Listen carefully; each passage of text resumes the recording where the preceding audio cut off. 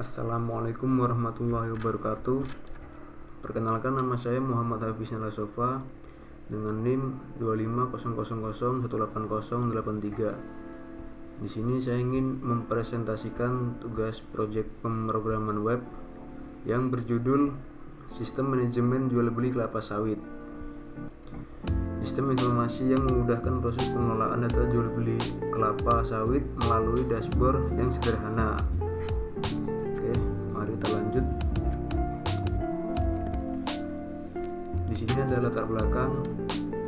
Proses pengelolaan data jual beli kelapa sawit seringkali masih dilakukan secara manual, seperti pencatatan transaksi, data supplier, data pembeli, dan pembayaran. Cara tersebut dapat menyebabkan data sulit dikelola, pencarian informasi menjadi lebih lambat, serta meningkatkan risiko terjadinya kesalahan pencatatan. Tujuan website ini adalah membuat sistem informasi berbasis web untuk membantu pengelolaan data jual beli kelapa sawit, mempermudah pencatatan data transaksi, pembelian, pembayaran, supplier, dan pembeli, menyediakan dashboard yang menampilkan ringkasan informasi secara jelas dan mudah dipahami, menerapkan penggunaan HTML, CSS, dan JavaScript dalam pembuatan website sederhana, memberikan tampilan antarmuka yang sederhana, menarik, dan mudah digunakan oleh pengguna. Nah, di sini ada tampilan screenshot halaman login. Ini ada gambar loginnya. Nah, halaman login adalah halaman pertama yang muncul saat website dibuka. Pengguna harus memasukkan username dan password terlebih dahulu sebelum masuk ke sistem. Tujuannya supaya hanya pengguna yang memiliki akses yang bisa menggunakan website. Di sini ada kodenya, penjelasan kode. Form digunakan untuk menampung data login. Input tipe teks digunakan untuk mengisi username. Input tipe password digunakan untuk mengisi password sehingga karakter yang diketik tidak terlihat. Button digunakan untuk masuk ke halaman utama.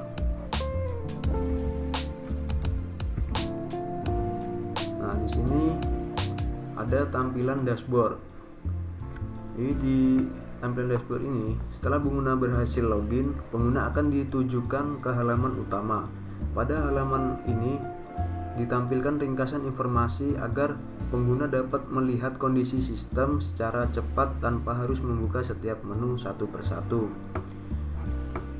Isi dashboard ini adalah sidebar sebagai menu navigasi ke setiap halaman, navbar yang menampilkan profil admin dan notifikasi, chart informasi yang menampilkan total transaksi, pembelian, pembayaran, supplier, dan pembeli, grafik pembelian untuk melihat perkembangan jumlah pembelian setiap bulan, lalu ada tabel transaksi terbaru sebagai ringkasan data, terus ada informasi harga sawit untuk menampilkan harga yang terbaru. Oke, selanjutnya, nah di sini ada kode, penjelasan kode di sini ada div class sidebar digunakan sebagai menu navigasi agar pengguna dapat berpindah ke halaman dashboard, transaksi, pembelian, pembayaran, supplier, dan pembeli. Terus ada div class cart sebagai wadah semua cart. Terus ada transaksi HTML. Saat pengguna mengklik cart-nya, ia langsung membuka halaman yang sesuai. Ada div class cart membuat satu kotak informasi. Ada H4 menampilkan judul cart, H2 menampilkan jumlah data, dan P menampilkan keterangan.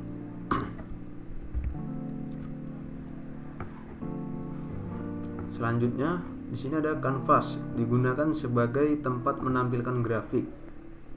Dokumen get element by ID grafik mengambil elemen canvas sebagai tempat menampilkan grafik. If CTX mengecek apakah elemen grafik tersedia sebelum menjalankan. Now chart CTX membuat grafik menggunakan library chart.js. Tipe line menentukan jenis grafik berupa grafik garis.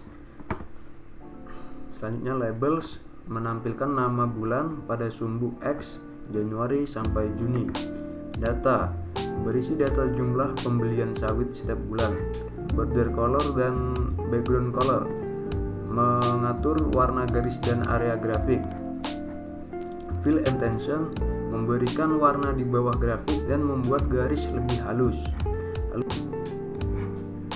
Dan terakhir ada responsive true, menyesuaikan ukuran grafik dengan layar.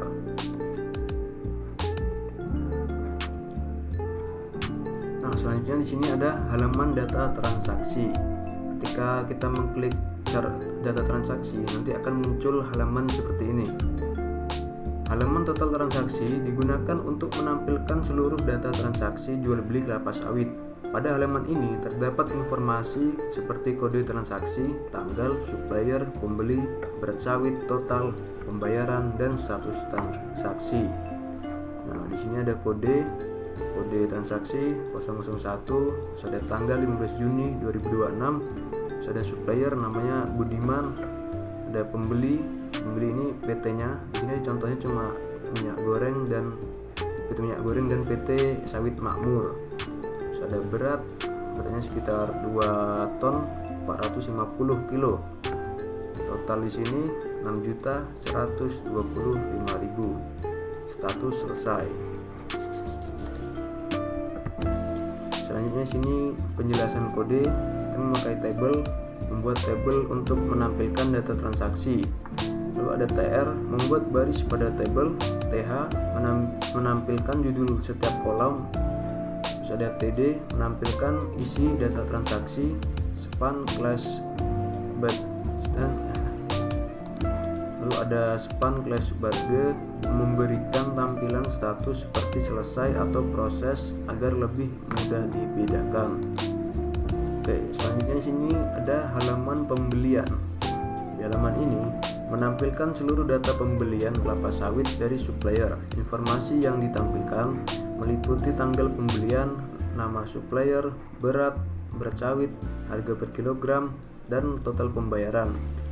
Data ini disusun dalam bentuk tabel sehingga mudah dibaca. Ini ada fungsi kode. Fungsinya itu sama seperti yang sebelumnya. Ada table digunakan untuk membuat tabel, ada TR membuat baris, TH membuat judul kolom, TD menampilkan isi data dari setiap kolom.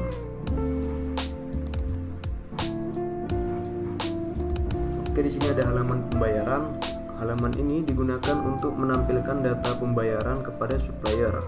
Informasi yang ditampilkan meliputi nama supplier, nominal pembayaran, metode pembayaran, dan status pembayaran. Status pembayaran memudahkan pengguna mengetahui apakah pembayaran sudah lunas atau belum. Nah, di sini ada gambarannya. Ini ada nomor 123, ada supplier, ada Budi Joko Mulyono. Ada nominalnya juga, ada metode transfer atau cash, dan status lunas atau belum.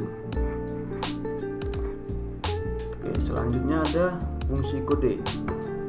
Di sini kita memakai tabel digunakan. Oke, di sini ada tabel digunakan untuk menampilkan data pembayaran. Ada span class barge digunakan untuk memberi label status seperti lunas atau belum. Lalu ada CSS. Barge ini membuat status terlihat lebih menarik dengan warna dan bentuk yang membedakan setiap status pembayaran. Oke, selanjutnya di halaman supplier. Ini ada data supplier. Halaman supplier digunakan untuk menyimpan dan menampilkan data supplier yang bekerja sama dalam proses jual beli kelapa sawit. Informasi yang ditampilkan meliputi ID supplier, nama supplier, alamat, dan nomor telepon sehingga data supplier lebih mudah dikelola dan dicari. Nah, untuk kodenya ini sama seperti sebelumnya. Ada table untuk membuat data supplier. Untuk membuat table data supplier, ada TR membuat baris table, ada TH menampilkan judul kolom, TD menampilkan data. Selanjutnya ada halaman pembeli.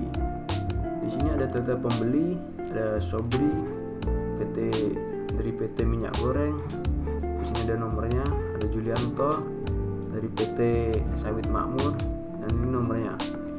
Di halaman pembeli digunakan untuk menampilkan data pembeli atau perusahaan yang membeli kelapa sawit.